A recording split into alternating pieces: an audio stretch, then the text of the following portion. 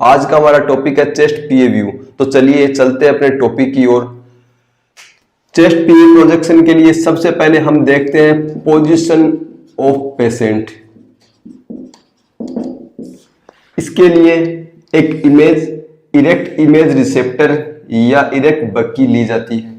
Chest पीए view erect position में ही किया जाता है। इसके लिए पेशेंट को इस प्रकार से एडजस्ट करते हैं कि उसकी चिन कैसेट के अपर बॉर्डर पर रहे तथा उसके शोल्डर से कैसेट 1 से 1.5 इंच तक ऊपर की ओर रहे।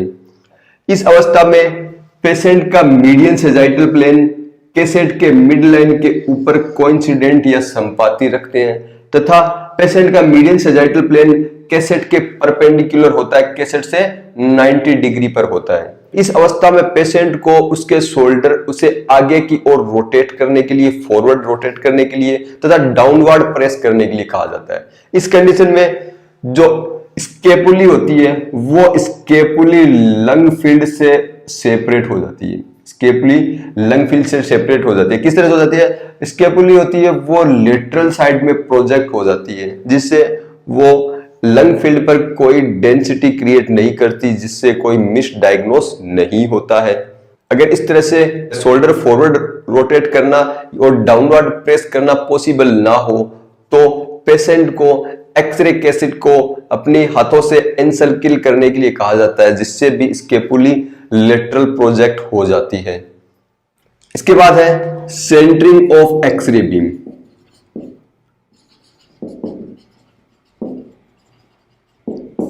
एक्सरे बीम को हॉरिजॉन्टल एक्सरे बीम काम में लिया जाता है। X ray beam horizontal X ray beam को पेशेंट की ओर डायरेक्ट किया जाता है तथा एक्सरे बीम के सेंटर को थोरेसिक 8th वर्टिब्री के ऊपर रखा जाता है।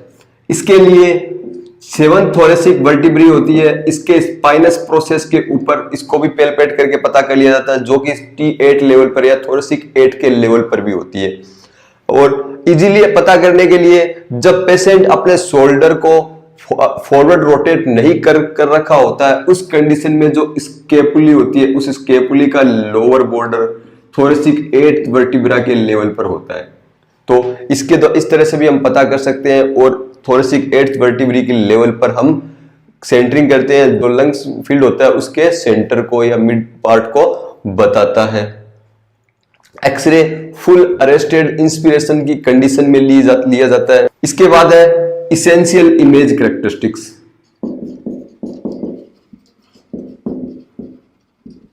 यानी एक्सरे में क्या क्या इसेंशियल इमेज कैरेक्टरिस्टिक्स होनी चाहिए, क्या क्या चीजें होनी चाहिए, वो भी हम देख लेते हैं।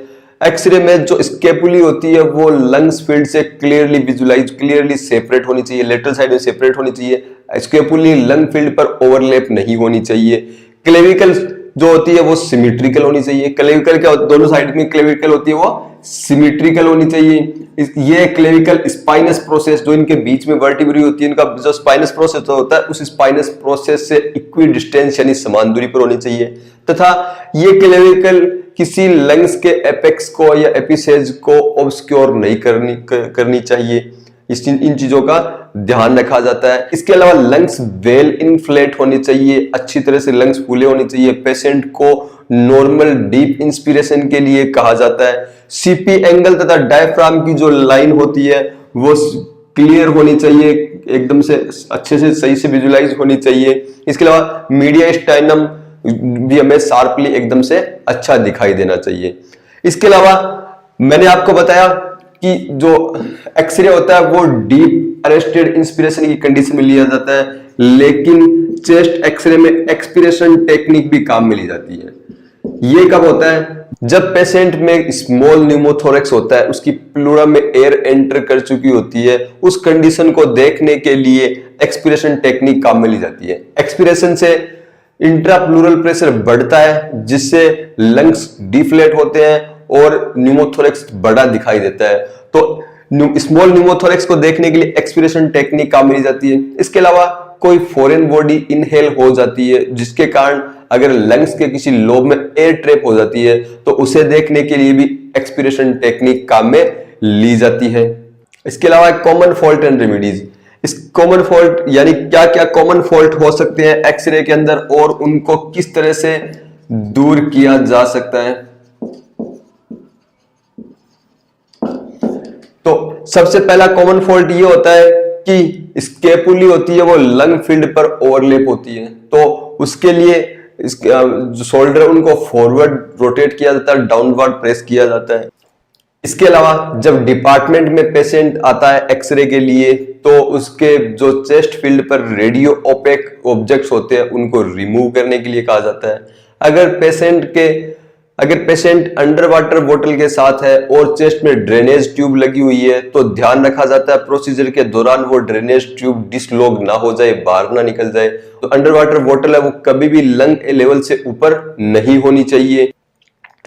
एक्सरे के दौरान clear right and left marking जरूरी है, मार्कर लगाना चाहिए। क्लिप टाइप मार्कर काम में लिया जा सकता है।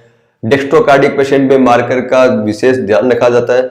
एम्फाइसेमा पेशेंट की रेडियोग्राफी के दौरान हाई केवी टेक्निक काम में ली जाती है। इस दौरान जो कन्वेंशनल केवी टेक्निक काम में ली जाती है तो उसमें +5 केवी ऐड कर दिए जाते हैं।